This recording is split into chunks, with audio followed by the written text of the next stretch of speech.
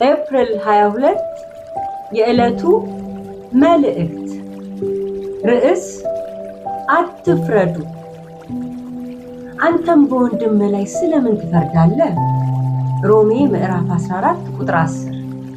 መቻቻልን የመሰለ አብሮ የመኖር ጥበብ እያለ አለመቻቻልን መምረጥ አይገባም። ሰዎች ለምን መቻቻልን ትተው አለመቻቻል ውስጥ ይገባሉ? የምናገኘው ምላሽ ለራሳቸው ብቻ ከፍተኛ ትኩረት መስጠታቸውና ሌላው ላይ የፍርድ ቃል መናገራቸው በዋነኛነት ይነሳል። እንደዚህ አይነት ምልልስ ህብረትን ከማደፍረሱም አልፎ ጉዳት ያስከትላል። ይህን ምልከታ መሰረት በማድረግ ስለ መቻቻል በዚህ ሳምንት እንመለከታለን።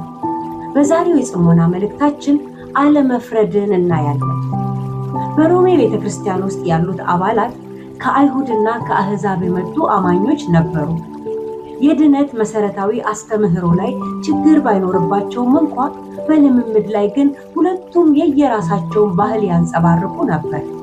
ይህ እምብዛም ክፋት ባይኖረውም አንዱ የሌላውን የኑሮ ዘይቤ መቀበል አቅቶት የአሳብ መናቆር ውስጥ መገባቱ ግን አሳሳቢ ነበር።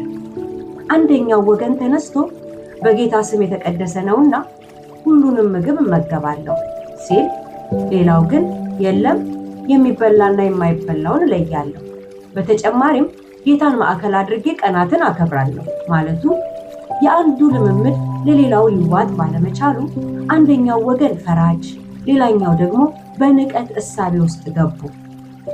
ዛሬም እርሱም ብሎ አማኝ፣ እርሱም ብሎ አገልጋይ በማለት አብረናቸው ህብረት ከምናደርጋቸው አማኞች ጋር በአንዳንድ ጥቃቅን ጉዳዮች ላይ መግባባት አቅቶን የፍርድ ቃል ስንናገር ይታያል።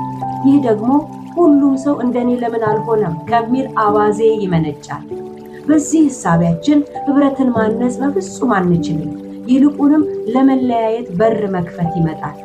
እንደዚህ ሊሆን ስለማይገባ ወገኖቻችን ላይ መፍረድ ሳይሆን ማቅናትና መርዳትን ብንመርጥ የመቻቻል ባህልን መገንባት እንችላለን። ስለዚህ ህብረታችን ላይ የመቻቻል ባህልን ለማዳበር በሌሎች አማኞች ላይ የፍርድ ቃል ከመናገር እንቆጠብ። እንዳይፈረድባችሁ አትፍረዱ